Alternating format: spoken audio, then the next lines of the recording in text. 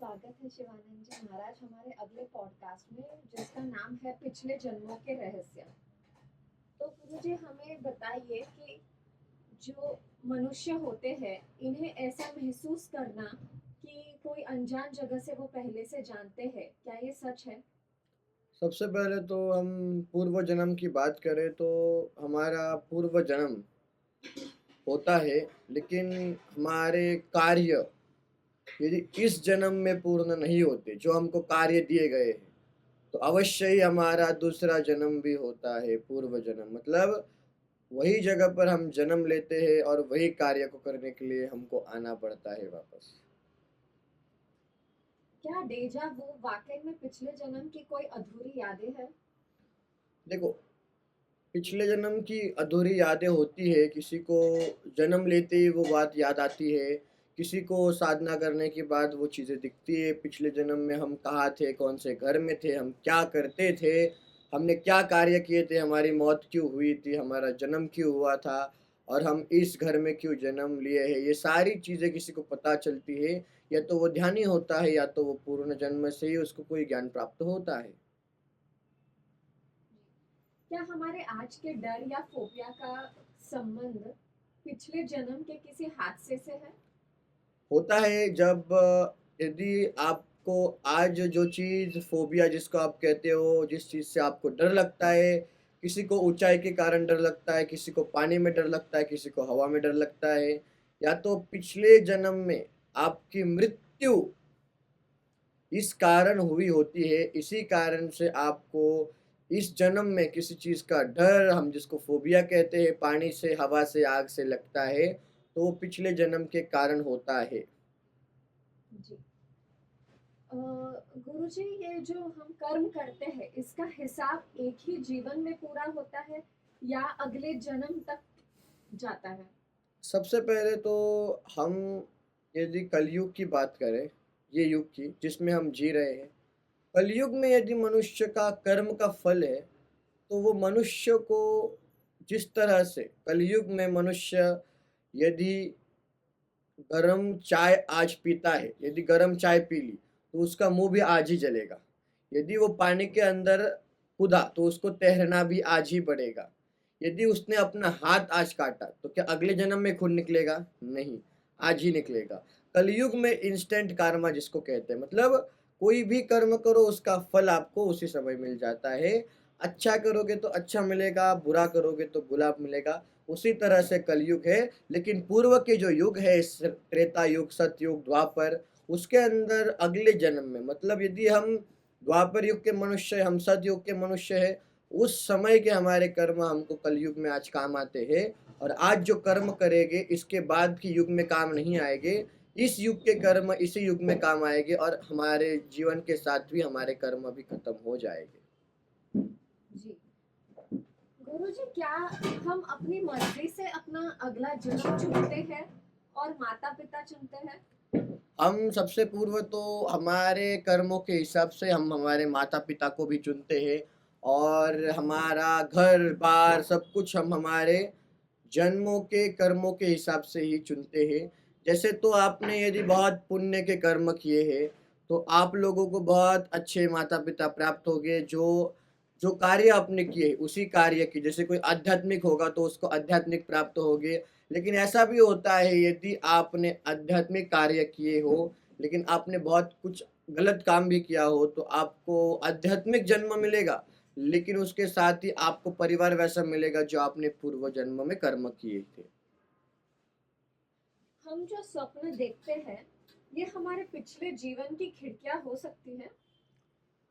हम जब स्वप्न देखते हैं तो ये हमारे पूर्व जन्म की खिड़कियाँ हम नहीं बोल सकते, क्योंकि जब मनुष्य को कोई स्वप्न आता है तो ये मतलब पूरे जन्म से मृत्यु के दौरान एक ही जो स्वप्न होता है वो मात्र हमारे पूर्व जन्म का कुछ किस्सा होता है। लेकिन हर स्वप्न हमारा पूर्व जन्म से आधारित नहीं होता है, क्योंकि हमें स्वप्न क्यों आते हैं, दिन भर यदि हम किसी कार्य को करते हैं और वही कार्य का हम सोते सोते भी सोचते हैं, वही स्वप्न बन के हमको दिखता है।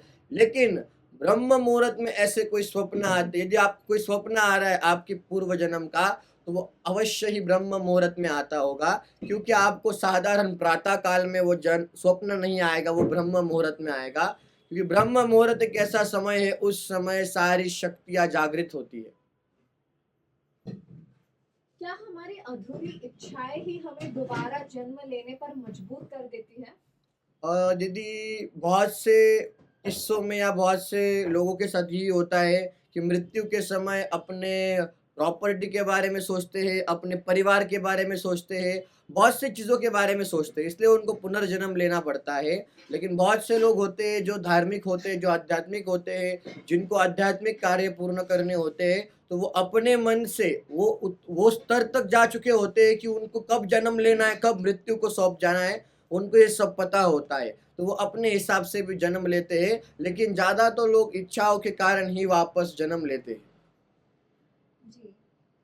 क्या इतिहास की कुछ घटनाएं हमें इसलिए आकर्षित करती है क्योंकि हम वहां पहले से मौजूद थे? इतिहास की घटनाएँ हमें ये सज्जा करती है कि उस इतिहास में, उस युद्ध में यदि कोई युद्ध हुआ है और युद्ध में आप सेनापति थे, आप कोई सोल्जर थे, आप कुछ भी थे उस समय के। ये होता है, बहुत बार होता है कि आपने जिस पृथ्वी पर, जिस भूमि पर लड़ाई की है, आपने पूर्व किसी राजा के साथ, किसी राजा के लिए, राज्य के लिए, धर्म के लिए, तो आपका जन्म वापस उसी जगह पे होगा, वही काम के लिए होगा। बस पहले आप हाथ से लड़ते थे, अभी आप कानून से लड़ते हो। बस लेकिन कार्य आपका वही था। आपका शरीर बदला, आपका नाम बदला, लेकिन आपका आत्मा वही है, आपका कार्य वही है।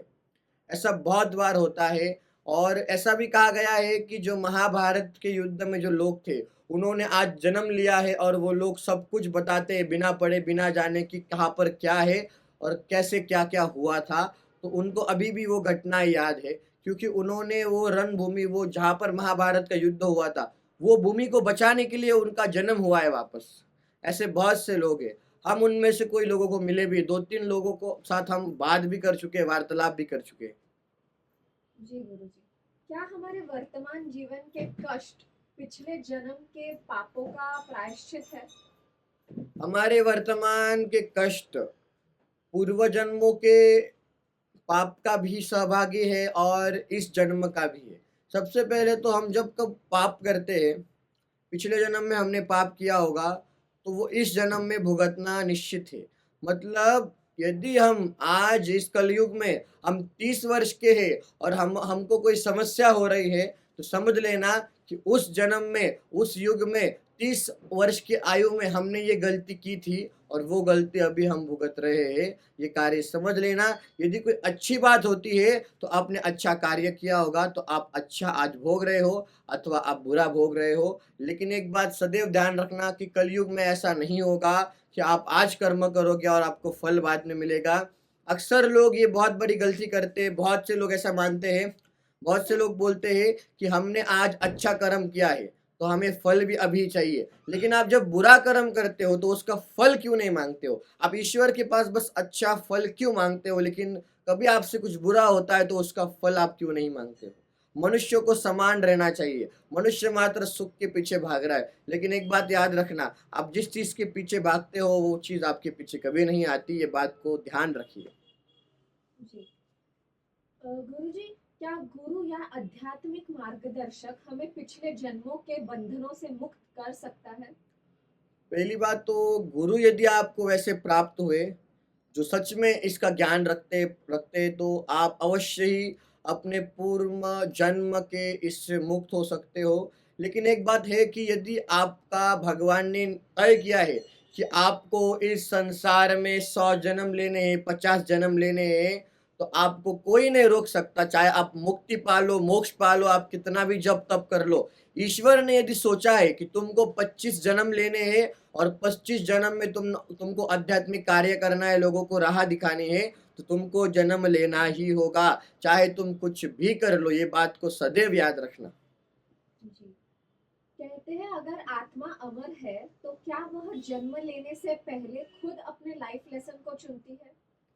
आत्मा अपने लाइफ लेसन को नहीं चुनती है, वो कर्म के अनुसार वो चुनती है। जिस तरह से मनुष्य कलयुग में यदि कोई परीक्षा देता है और उसके सामने 3 बड़े-बड़े हम एक जॉब रख देते, पोस्ट रख देते, उसी तरह से आत्मा के कर्म के अनुसार आत्मा के सामने भी 3 ऐसे 4 ऐसे जिस कर्मों के अनुसार उनके पास इस तरह से पदवी होती है, आपको कहाँ पर जाना है, उस तरह से आत्मा चली जाती है। यदि आत्मा दिव्य आत्मा है, यदि आत्मा महापुरुष की आत्मा है, तो उसके लिए कोई भी बंधन लागू नहीं होता है। वो जब चाहे तब जन्म ले सकती है, जिस घर में चाहे, जब चाहे वो तब वापस मृत्यु को प्राप्त कर सकती है, उसके हिसाब से वो चलेगा क्योंकि उसने पंच तत्वों को, पंच महाभूतों को अपने अधीन कर लिया होता है। उसने अपने 7 चक्रों को जागृत करके वो मनुष्य सर्वोच्च सांसारिक चीज़ों से परे जा चुका होता है, कर्म कांड से परे जाता है, तो वो उस चीज़ को प्राप्त कर लेता है। मोक्ष तो प्राप्त करता है, लेकिन मोक्ष से परे भी कोई चीज़ें होती हैं जो मनुष्यों को पता नहीं, बहुत कम लोग जानते हैं इसके बारे में। जी। गुरुजी, हमारा आज का जो डर है या फोबिया, ये पिछले जन्म का किसी हादसे से रिलेटेड होता है? सबसे पहले तो ये जन्म का हमारा जिसको हम आप लोग फ़ोबिया कहते हो, जिसको हम आत्म डर कहते हैं, जिसको लोग डरते हैं कि इस जीवन में हम ये करने से डरते, हम वो करने से डरते, हमारे साथ ऐसा होता है, हमारे साथ वैसा होता है, हम अंधेरे से डरते, हम पानी से डरते हैं, हम ज़्यादा ऊँचाई पे जाते हैं तो हमें डर लगता है, हम मंदिर में जाते हैं तो हमें डर लगता है, बहुत से लोग ऐसे भी होते हैं। लेकिन पूर्व जन्मों के हिसाब से यदि पास्ट लाइफ़ के हिसाब से आपका मृत्यु यदि हवा के कारण हुआ है, आपका मृत्यु पानी में डूबकर हुआ है, आपका मृत्यु आग में जलकर हुआ है, आपका मृत्यु मंदिर के अंदर हुआ है, ऐसा कुछ होता है तो मनुष्य वो चीज़ या वो जगह पर जाने से डरते हैं। ऐसा माना गया है और बहुत से लोगों ने ऐसा अनुभव किया है कि उनकी मृत्यु क्यों हुई थी पिछले जन्म में, किस कारण हुई थी और इस जन्म में मनुष्यों की मृत्यु का कारण क्या था वो जानते हैं और उसी चीज़ से वो डरते हैं। आज भी ऐसे बहुत लोग हैं जो इस चीज़ को मानते हैं और समझते हैं। जी गुरुजी, और हम कहते हैं कि हमें इंट्यूशंस आते हैं, तो ये भी कहीं हमारे पिछले जन्मों से ही अनुभवों का कोई संचित है? सबसे पहली बात जो कहते हैं हमें इंट्यूशंस आते हैं, वो इंट्यूशंस नहीं होते हैं, वो हम ज़्यादा सोचते हैं किसी चीज़ के बारे में। यदि आप एक ही चीज़ पर बार-बार सोचोगे, विचार करोगे, आपकी विचारधारा एक ही चीज़ पर होगी, तो आप उस चीज़ को जान लोगे पूर्ण तरह से कि वो चीज़ क्या है, वो चीज़ कैसी है, वो चीज़ क्यों है, क्या घटित होने वाला है, कब घटित होने वाला है। क्योंकि मनुष्य की सबके आत्मा है, सबके अंदर आत्मा है। आत्मा के अंदर ये शक्ति होती है कि वो किसी भी चीज़ को जान सकती है। होने से पूर्व ही वो जान सकती है, भविष्य को वो जान सकती है, भूत को वो जान सकती है, वर्तमान को भी वो जान सकती है। बस मनुष्य अपने आत्मा को वो स्तर तक लेके नहीं जाता है कि वो कोई भी अवस्था में, कोई भी परिस्थिति में आत्मा जान सके कि आने वाले समय में क्या होने वाला है। यदि कोई इसको समझ लेता है तो वो बेड़ा पार कर जाता है और ये आसानी से नहीं होता है और कलयुग में तो बिल्कुल भी नहीं। ये बात को सदैव याद रखना है। जी। हम मृत्यु के समय अपनी अगले जन्म का चुनाव हम खुद करते हैं?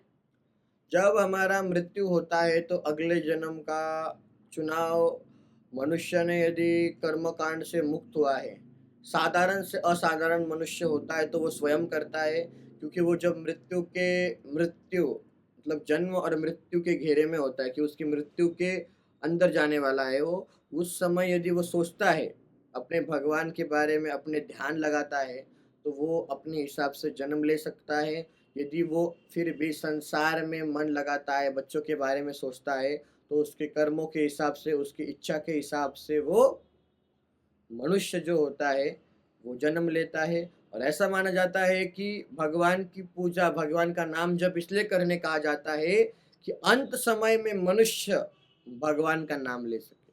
अंत समय में अच्छों-अच्छों के मुख पर भगवान का नाम नहीं आता क्योंकि वो डरे हुए होते हैं और दूसरी बात तो वो परिवार के बारे में सोचते हैं। और एक बात याद रखना कि जितने भी लोग हैं, कृपया करके अपने भूत को, अपने पास्ट लाइफ को जानने का प्रयत्न करें। यदि आप जानने का प्रयत्न करते हो तो आने वाले समय में आपको कभी भी किसी भी चीज़ से कोई भी तकलीफ नहीं होती है। यदि आप पूर्व जन्म को जानने के लिए अपना ध्यान, अपना मन, अपना चित्त लगाते हो तो ज़्यादा आसान है, बहुत आसान है इसके बारे में पता लगाना। बस आपको एक अच्छा गुरु प्राप्त हो जो आपको इसकी शिक्षा प्राप्त कराए। यदि आप इसकी शिक्षा प्राप्त करते हो तो आप जल्दी अपने पूर्व जन्म के लाइफ को आप देख पाओगे, आप सोच पाओगे उसके बारे में। तो हम मिलते हैं बाद में 4th पॉडकास्ट में, जिसके अंदर हम अलग-अलग ऐसे घटनाओं के बारे में, ऐसे बातों के बारे में चर्चा करेंगे जो मनुष्यों को जानना चाहिए, जो मनुष्यों के जीवन में उन्होंने उतारना चाहिए। हर हर महादेव। मिलते हैं फिर 4th पॉडकास्ट में। या आपको पॉडकास्ट कैसा लगा अवश्य बताना। किसी का कोई प्रश्न होगा तो बताएँ। यदि कोई चाहता है कि किसी भी टॉपिक को लेके और पॉडकास्ट बनाए चर्चा करें तो कृपया करके आप कमेंट में बता सकते हो। सबको हर हर महादेव।